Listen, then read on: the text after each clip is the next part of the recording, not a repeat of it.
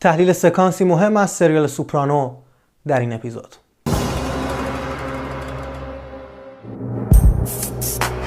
خب همونطور که گفتم میخوایم سکانسی رو از سریال سوپرانو با هم دیگه بررسی کنیم و اگر این سبک ویدیو رو دوست داشته باشید ادامه خواهیم داد و همونطور که از اسمش مشخصه میخوایم در این مجموعه اپیزودها سکانس هایی رو از سریال ها یا فیلم های سینمایی تحلیل بکنیم با هم دیگه، سکانس هایی که میتونن قابل تأمل تر باشن. خب همونطور که گفتم میخوایم سکانسی رو از سریال سوپرانو تحلیل بکنیم با بازی تونی سیریکو و مایکل ایمپریولی در فصل 1 اپیزود 8. خب در اوایل سریال میبینیم که کریستوفر از وضعیتی که داره راضی نیست، یک آرزو داره، یک رویای بزرگتر داره، چیز بیشتری میخواد از مافیایی که هست، میخواد جلوتر بره، میخواد وارد عرصه سینما بشه، میخواد فیلمنامه بنویسه، ولی در فیلمنامه‌اش گیر کرده و حالش واقعا بد، دچار افسردگی شده. اینو از وضع اتاقش میشه تشخیص داد، وضع خونه زندگیش. به پالی زنگ زده که با پالی برن اشغال، ولی پالی میاد میبینه که کریستوفر اصلا ترکیده و به پالی میگه که فیلمنامه‌ام جلو نمیره، نمیدونم باید چیکار کنم. میبینید که پالی چقدر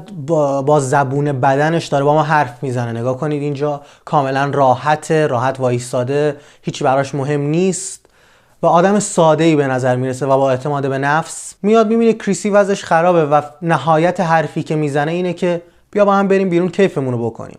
کریستوفر با یه همچین آدم ساده‌ای یک مسئله عمیق رو مطرح میکنه. البته این ساده‌ای که ما میگیم به این معنی نیست که پالی آدم احمقیه، نه، پالی شخصیتش مثل یه سرباز میمونه تا یه حدی و کریس میاد این مسئله عمیق رو مطرح میکنه و میگه پالی بدون هیچ مکسی که این نشونه اعتماد به نفس بالاشه و اعتماد به شخصیت خودش، بدون هیچ مکسی سریعا جواب میده که که این دیالوگ خودش میتونه دیالوگ مهمی باشه، چون که میتونه نشون بده، میتونه به ما بگه که چقدر پالی از چیزی که هست، از وضعیتی که داره، با هر حالتی که هست راضیه و خوشحاله. کریستوفر میاد مسئله رو عمیق تر میکنه، میگه من مشکلم همینه، من نمیخوام همین باشه، من نمیخوام فقط زندگی کنم. میگه که تو این کتابه نوشته هر کاراکتری یه نقطه شروع داره. منظورش از نقطه شروع همون نقطه اوج هست، همون جرقه هست در زندگی. میگه اون جرقه من کجاست پالی؟ این جرقه‌ای که همه آدم بزرگا دارنش و راجبش حرف میزنن، اون جرقه من کجاست؟ پالی متوجه منظور کریستوفر نمیشه. کریستوفر چون خیلی کم آورده و خیلی احساس میکنه که باید درک بشه، ادامه میده، حرف میزنه و بیشتر براش توضیح میده، مثال سینمایی براش میزنه، ولی پالی در نهایت میگه همه اینا خوزعبل و چرت و پرت و حرفای من در آوردیه.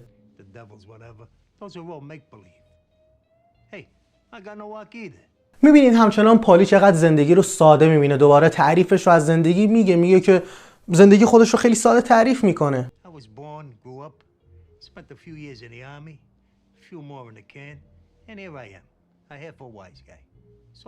کریستوفری که میخواد درک بشه همچنان ادامه میده، دوباره میگه که من مسئله رو عمیق‌تر میکنه، حتی میگه من هویتی ندارم.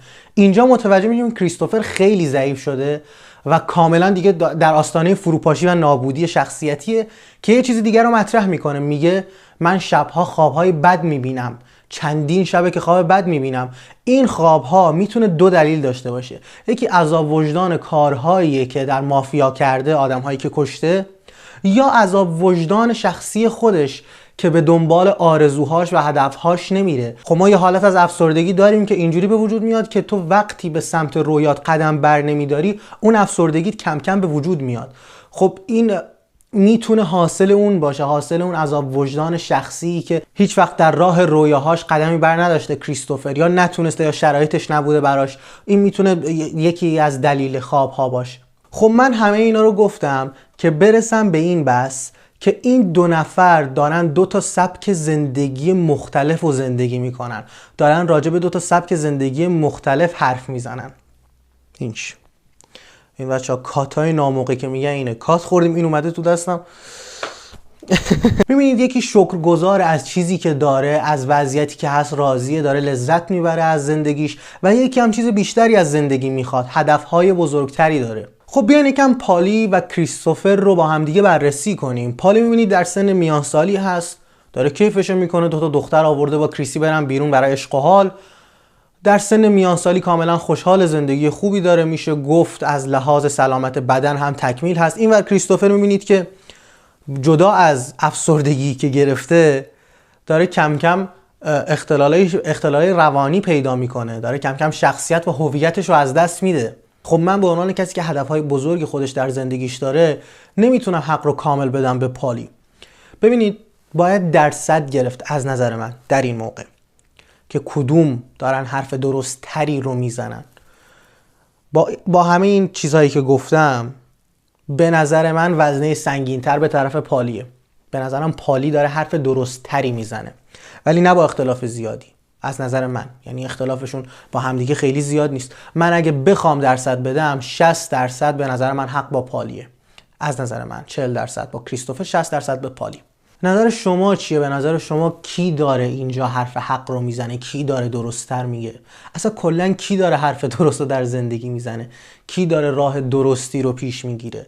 آدم‌هایی مثل کریستوفر یا آدم‌هایی مثل پالی؟ خب دوستان این بود از این ویدیو. اگر به سینما علاقه‌مند هستید اینجا میتونه محیط جالبی باشه براتون. اگر دوست دارید سابسکرایب کنید، اگر نظر خاصی دارید برام کامنت بذارید، زنگوله نوتیفیکیشن رو بزنید و یادتون باشه سینما اینجاست که یک داستان جذاب برات تعریف کنه تا چیزی رو تجربه کنی که در واقعیت شاید نمیتونستی.